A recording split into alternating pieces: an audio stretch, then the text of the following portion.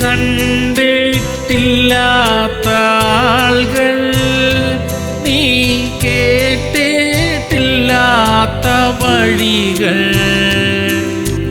മകനേ നിനക്കായി ദൈവം കരുതിയിട്ടുണ്ട്, കലങ്ങാതെ.